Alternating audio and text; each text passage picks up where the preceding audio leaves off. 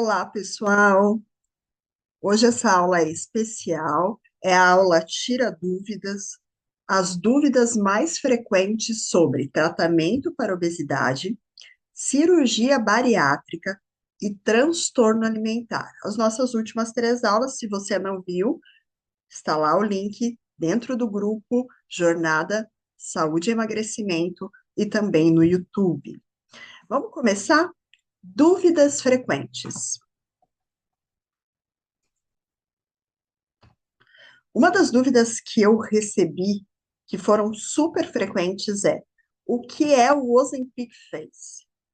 Bem, o Ozempic Face nada mais é do que uma mudança no rosto da pessoa que usa o Ozempic quando ela emagrece demais. Então, nós temos uma gordurinha aqui, bem nessa região, e quando a pessoa ela emagrece demais, ela perde essa gordurinha. Então, ela vai ficar com uma face mais caída e com uma face mais cansada, certo? Doutora, todo mundo que toma o Ozempic tem o Ozempic Face? Não. Apenas aquelas pessoas que têm um emagrecimento muito rápido. Então, cirurgia bariátrica pode dar esse aspecto de Ozempic Face, ou uma doença, por exemplo, que emagrece muito, pode dar essa característica do Ozempic Face, tá? Então, ele não é característico só do Ozempic, nem todo mundo que toma o Ozempic vai ter essa aparência mais cansada ou mais caída da face. Então, essa é a primeira pergunta, Ozempic Face, o que é, e a gente conseguiu explicar.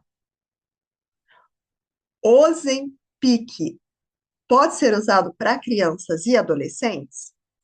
Bem, ele não é recomendado ainda. A aprovação da bula é a partir de 18 anos, embora já estejam fazendo estudos em adolescentes a partir dos 12 anos, mostrando segurança. Hoje, doutora, se eu levar o meu adolescente para o endocrinologista, ele pode passar Ozempic? Provavelmente abaixo de 18 anos, o endocrinologista não passará o Ozempic, mas ele pode ser usado off-label, que é como muitos médicos usam, ou seja, fora da bula, para aquele paciente de 16, 17 anos. Então, essa é uma dúvida também bem frequente, é uma dúvida que alguns pacientes vêm trazendo. Lembrar que quando eu falo Ozempic, gente, tem o Wegovy agora, que é exatamente a mesma medicação do Ozempic, que é o Wegovy. Se você não viu a aula de transtorno, de novidades no tratamento da obesidade, dá uma olhadinha lá para você saber o que que é o Wegovy e qual que é a diferença para o Ozempic.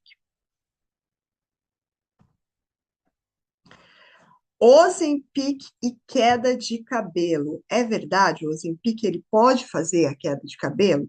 Sim, mas ele faz essa queda de cabelo de uma forma indireta. Então, a semaglutida, de novo, leva a uma rápida perda de peso e esse emagrecimento pode causar queda de cabelo. Quem já não escutou que cirurgia bariátrica leva a queda de cabelo? Por quê? Porque teve um emagrecimento rápido. Então, o Ozempic, o Wegovy, a semaglutida, quando tem uma queda de cabelo, quando tem um emagrecimento muito rápido, leva à queda de cabelo. Então, essa é a nossa terceira pergunta. Doutora, Ozempic e álcool. Eu posso tomar álcool se eu usar o Ozempic? Sim, ele não é contraindicado. Claro que ele não vai ser incentivado por nenhum médico. Ninguém vai falar assim, ai, tome à vontade o Ozempic e a bebida de álcool, né? Até porque se o paciente beber álcool, usar o Ozempic e não se alimentar corretamente, ele pode ter hipoglicemia. Mas eu não preciso parar totalmente a minha ingesta de álcool para eu começar a usar o Ozempic. Então, esse consumo aqui moderado, leve, um consumo não exagerado, pode ser compatível com o uso do Ozempic, tá? Então, geralmente eu peço para os meus pacientes usarem o Ozempic na sexta-feira, porque sexta, sábado e domingo eles ficam mais nauseados e são os dias que nós comemos mais besteiras, mais alimentos fast food, mais alimentos palatáveis, mais calóricos. E o paciente pergunta, tá, mas então eu não vou poder nem beber aquele meu vinhozinho, aquela cerveja? Não, você vai poder, só que evite o exagero. E esse dado eu achei super interessante. Olha aqui, ó. Um estudo mostrou redução de até 50% do consumo de álcool em pessoas que usam a semaglutida, tá? Ou seja, aquela vontade de beber bebidas de álcool, ela diminui com o uso do Ozempic. Isso eu achei super interessante. Vamos para a próxima? Quem não pode fazer cirurgia bariátrica? Então, aquelas pessoas que têm doenças muito graves, então, doenças cardíacas graves, por exemplo, insuficiência cardíaca descompensada, ela tem uma doença no pulmão que se chama DPOC, fumou muitos anos e ela tem uma doença grave no pulmão. Então, uma doença grave no coração, doença grave no pulmão, um câncer ativo ou em tratamento, né? Ninguém vai usar o Ozempic para uma pessoa que está com câncer ativo ou aqueles pacientes com doenças psiquiátricas, problemas psiquiátricos que impeçam a adesão ao tratamento pós-cirúrgico. Então, é aquele paciente que tem uma psicose grave, ou uma depressão muito grave não tratada, que tem um transtorno de bipolaridade grave não tratado, que já teve vários tratamentos iniciados e o paciente para de usar. Então, são problemas psiquiátricos que vão impedir que você tenha um tratamento pós-operatório eficaz, tá? E consumo excessivo de álcool e drogas também. Então, aquele paciente que está em abuso de álcool, está em abuso de drogas, lógico que não pode ser liberado para cirurgia bariátrica, porque a gente sabe, uma das perguntas aqui falando sobre cirurgia bariátrica e consumo de álcool e alcoolismo. Então, quem não pode fazer cirurgia bariátrica são pessoas com doenças graves, tanto psiquiátricas, tanto cardíacas, quanto tanto pulmonares, câncer ativo e abuso, né? Consumo excessivo de álcool e drogas. Engordar depois da bariátrica. A gente sabe que é possível, mas é evitável. Por que que eu coloquei essa mesa aqui, ó, cheia de fast food? Porque geralmente o paciente que ganha peso após a cirurgia bariátrica é aquele paciente que continua com os velhos hábitos inadequados antes da bariátrica. Então, aquele paciente que não tratou o seu transtorno de compulsão alimentar. É aquele paciente que não começou uma atividade física antes da cirurgia bariátrica, tá? O paciente ele tem que ter mudanças, mudanças alimentares e mudanças é, no seu estilo de vida, iniciar o exercício físico antes da cirurgia bariátrica, certo? Para isso ir criando um hábito. Tem um estudo que saiu em 2023 da USP mostrando que até 90, mais de 90% das pessoas voltavam a engordar depois da cirurgia bariátrica. Claro que não são 90% das pessoas que vão engordar tudo que elas tinham. Ah, eu perdi 30 quilos, doutora. Significa que depois da bariátrica eu vou engordar 30 quilos? Não. Esse estudo mostrou aumento de peso. Então, claro, a gente sabe que uma boa parcela da população ele vai ter ganho de peso, opa, ele vai ter ganho de peso com após a cirurgia bariátrica, certo? Mas não são todos que vão engordar tudo. Quem engorda mais? Quem não faz o seu tratamento do transtorno compulsão alimentar antes da bariátrica e quem não começou a prática de exercício físico. Quem fez cirurgia bariátrica e fez tudo bonitinho, provavelmente não vai engordar exageradamente, vai ganhar lá os seus 2, 3 quilinhos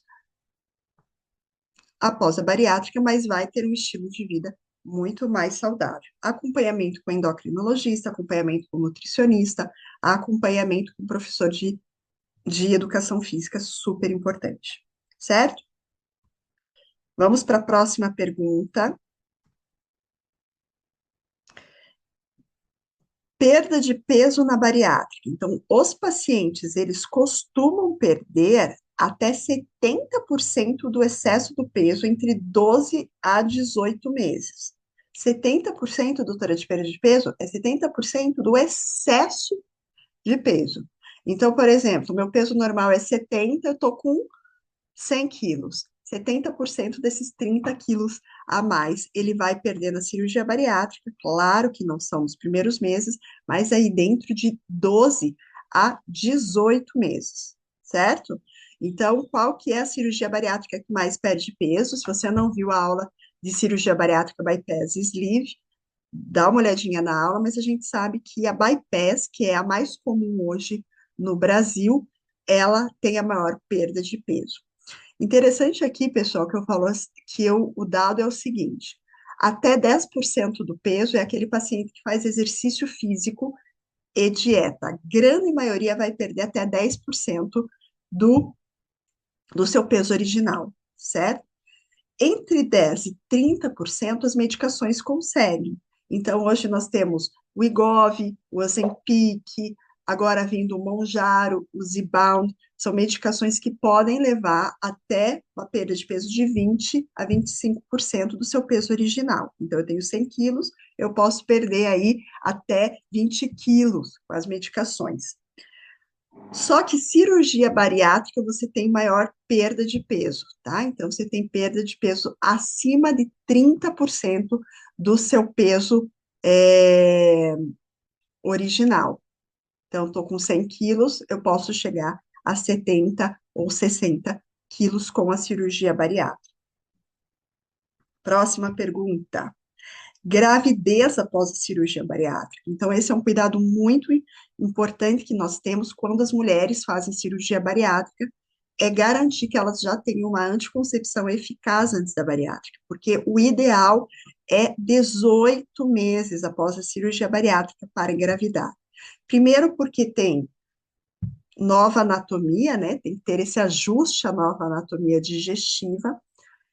E eu tenho que repor essas vitaminas e ter certeza que essa mulher está com tantas comorbidades, então, com o diabetes que ela tinha antes, com a hipertensão que ela tinha antes, com o colesterol que ela tinha antes, agora bem controlado, mas principalmente as vitaminas. Nós sabemos, por exemplo, que uma das vitaminas, a B9, que é o ácido fólico, ele é super importante para a parte neurológica desse bebê e ele precisa estar ótimo antes da gestação. Então, a paciente que faz cirurgia bariátrica, ela já tem que ter conversado com a sua endocrinologista, com a sua ginecologista sobre anticoncepção, porque a gravidez é pelo menos 18 meses após a cirurgia bariátrica, tá? Então, a gente sabe outro detalhe é que cirurgia bariátrica com a perda de peso aumenta a fertilidade.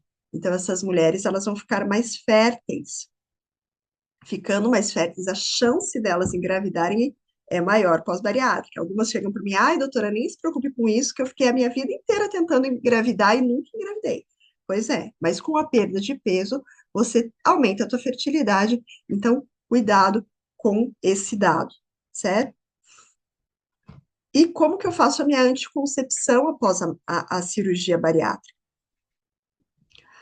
A gente sabe que o anticoncepcional oral, ele não pode ser ele não vai ser absorvido completamente e você não vai estar protegida com anticoncepcional oral, porque eu tenho uma mudança nessa absorção dos anticoncepcionais. Então, eu não posso ficar usando o mesmo anticoncepcional oral que eu usava antes da cirurgia bariátrica. Eu tenho que conversar com a minha ginecologista para opções mais seguras. Quais são essas opções? Então, nós temos hoje o DIU, né, que é o dispositivo intrauterino, tanto de cobre que não é recomendado, então o DIU de cobre, ele não é recomendado pós-cirurgia bariátrica, porque eu tenho um aumento do sangramento. Paciente de cirurgia, que fez cirurgia bariátrica, ele tem já uma deficiência de ferro. Se essa mulher vai colocar um anticoncepcional, um DIU de cobre, vai sangrar muito mais depois da bariátrica, eu vou ter um problema muito maior de anemia por falta de ferro, anemia ferropriva. Então, esse DIU que nós estamos falando aqui é o DIU Mirena, por exemplo, que é um DIU que tem anticoncepção local. Ele vai ficar com o anticoncepcional, com a medicação, lá apenas aonde está o DIU, certo? E é uma anticoncepção super eficaz. implantes hormonais, mas também anticoncepcional injetável. Eu não gosto muito do trimestral, do Depo-Provera, porque as mulheres elas acabam não perdendo todo o peso que poderiam. Eu prefiro o anticoncepcional injetável mensal, mas é algo a ser discutido com a sua ginecologista antes da cirurgia bariátrica, justamente para a gente evitar aí a gravidez pós cirurgia bariátrica imediata. Alcoolismo após a cirurgia bariátrica, isso é real? Então, bariátrica, ele não causa o alcoolismo, mas pode aumentar o risco de dependência, sim, se o paciente já tem uma propensão a um consumo não controlado. Por isso que o paciente que já faz consumo exagerado de álcool antes da bariátrica, ele tem que ser muito bem avaliado pela psicóloga, pelo cirurgião, pela endocrinologista, certo? Existe, sim, um aumento no consumo de bebida de álcool em alguns pacientes pós-cirurgia bariátrica, e isso por uma mudança provavelmente na compulsão. É aquele paciente que não tratou transtorno de compulsão alimentar antes da bariátrica, e agora, quando ele vai comer após a cirurgia bariátrica, ele não tem mais tanto prazer na comida, porque a comida é mais difícil, dá o dumping, é um nem tudo que ele gostava ele vai conseguir comer logo após a cirurgia bariátrica, mas eu falo que a bebida ela desce redonda. Então, a bebida de álcool, a cervejinha, ele consegue ingerir muito bem e ele consegue ingerir de forma super tranquila. Então, há uma alteração aqui na compulsão, certo?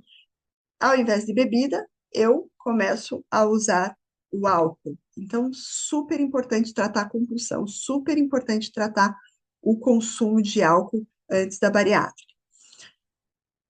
Então, aqui, ó, se você tem um histórico de alcoolismo, é crucial procurar ajuda profissional antes da cirurgia bariátrica, ok? Monjaro no Brasil. Então, essa pergunta agora, todo mundo quer saber da tirzepatida, do Monjaro. Gente, ela não está disponível no Brasil. Doutora, eu vejo um monte de gente usando, sei que várias amigas usando. Então, como eu falei na nossa aula sobre novidades no tratamento da obesidade, o Monjaro, ele pode ser importado dos Estados Unidos, da Europa, ele pode ser importado, então você tem que ter uma receita médica, um relatório médico e entrar em contato com uma importadora, tá? O preço é de 6 a 10 mil mensais. Então, é uma medicação cara, por isso que eles chamam de Ozempic dos ricos. Ainda no Brasil não está disponível. Então, quando você olhar lá no Google, Monjaro no Brasil, provavelmente é manipulado, não é recomendado que você use nem o Ozempic e nem a tirzepatida, o Monjaro, o Zipline manipulado. Já tiveram mortes nos Estados Unidos com medicação manipulada. Então, não manipule medicamentos para obesidade, ok? Esse é o nosso último slide, então, sobre transtorno alimentar. A gente falou bastante sobre transtorno de compulsão alimentar na nossa aula de transtorno alimentar e obesidade, mas aqui eu queria deixar uma diferença bem interessante sobre bulimia e anorexia. Então, a gente viu que bulimia é aquele transtorno alimentar que a pessoa tem episódios recorrentes de compulsão alimentar, mas ela tem comportamentos compensatórios. Então, ou ela tem o vômito autoinduzido, ou ela tem o uso de laxante, ou ela tem exercício físico extenuante. Mas geralmente quem tem bulimia, ele tem o peso normal ou um leve sobrepeso. Então, aquela pessoa com peso normal, que não chama atenção na rua, ela pode ter bulimia. A anorexia, ela tem um transtorno alimentar, ela tem uma restrição severa de ingestão de alimentos. Ela tem um medo excessivo de engordar e ela tem uma distorção de imagem. Então, são muitas vezes aquelas mulheres, geralmente são mulheres. Hoje tem adolescentes, homens, tá? Sofrendo de anorexia nervosa, mas a grande maioria são mulheres, adolescentes principalmente, que elas são extremamente magras, elas comem muito pouco. E o tratamento é muito difícil, porque elas têm uma distorção de imagem gigantesca. Então, toda vez que elas se olham no espelho, elas se veem muito maiores do que elas realmente são. A anorexia e a bulimia, elas podem levar à morte. Então, esse é um transtorno, os dois são transtornos alimentares que podem levar à morte. A bulimia pode levar aí a um infarto do miocárdio, a anorexia pode levar à morte por inanição, seja por desnutrição severa. Se você conhece alguém, conhece algum familiar, conhece aí filho de amigos que estão sofrendo por esse transtorno alimentar, é super importante que eles tenham um acompanhamento com psicólogo, com psiquiatra e muitas vezes um internamento, principalmente no caso da anorexia, para essa adolescente conseguir a voltar a comer normalmente e ela não sofrer os efeitos a longo prazo desse período de desnutrição. Tá? Então, as mulheres que sofreram anorexia, elas têm uma maior chance, por exemplo, de ter osteoporose lá mais precoce. O osso fica mais fraco antes, não precisa chegar na menopausa para elas terem osteoporose, elas ficam com osteoporose aí mais cedo na vida. Esse é o nosso último slide. Hoje a aula foi um pouquinho mais curta. Obrigada a todo mundo aí que assistiu ao vivo. Essa aula vai ficar gravada, vai ficar disponibilizada para vocês lá dentro do WhatsApp. E espero que eu tenha respondido aí as dúvidas mais frequentes sobre cirurgia bariátrica, transtorno alimentar e obesidade. Tchau para vocês.